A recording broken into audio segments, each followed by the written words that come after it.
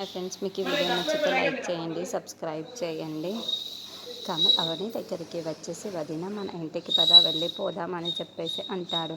ఆ మాటలు వినగానే అక్కడున్న అవని అయితే, ఏంటి కన్నయ్య నువ్వేం మాట్లాడుతున్నావు అని చెప్పేసి అడుగుతూ ఉంటుంది. ఇంతలో అక్కడున్న కమల్ మాత్రం, అవును వదిన, ఇంట్లో ఉన్న వాళ్ళందరూ నిన్ను తీసుకొని రమ్మన్నారు, పద వెళ్దాం అని చెప్పేసి అవనిని తీసుకొని వాళ్ళ ఇంటికి వెళ్తూ ఉంటాడు. ఇంతలో అక్కడున్న అవని రావడంతో చాలా సంతోషిస్తూ ఉంటాడు. ఇంతలో అక్కడున్న అవని చాలా సంతోషంగా ఇంట్లోకి వెళ్తూ ఉంటుంది. ఇంతలో ఆరాధ్య అవని దగ్గరికి వచ్చి, అమ్మ నువ్వు వచ్చేసావా అని చెప్పేసి అంటూ తనని చాలా గట్టిగా ఓగిలించుకుంటుంది. అది చూడగానే అక్కడున్న అవని చాలా సంతోషిస్తూ ఉంటుంది.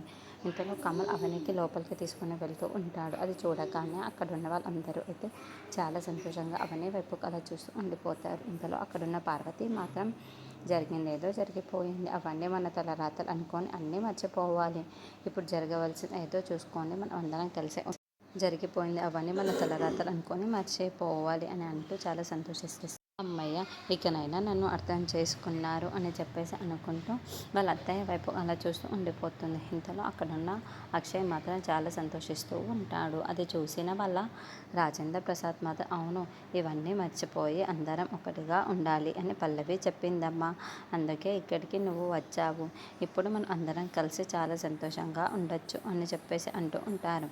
ఆ మాటలు వినగానే అక్కడున్న పల్లవి అయితే అలా అవని వైపుకు చూస్తూ ఉండిపోతుంది. ఇంతలో అక్కడున్న అవని మాత్రం, పల్లవి నన్ను ఇంటికి పిలిచిందా అంటే ఏదో వెలుగు పెట్టే ఉంటుంది అని చెప్పేసి చాలా టెన్షన్ పడుతూ ఉంటుంది. ఇంతలో అక్కడున్న పార్వతి మాత్రం, జరిగింది ఏదో జరిగిపోయింది, కానీ ఇక నీ తమ్ముడిని ప్రణతిని ఇంటికి తీసుకొని వస్తే వాళ్ళకి మళ్ళీ పెళ్లి చేస్తాను అని చెప్పేసి అంటూ ఉంటుంది. ఆ మాటలు వినగానే అక్కడ అవన్నీ అయితే ఒక్కసారిగా షాక్ అయిపోతూ ఉంటుంది.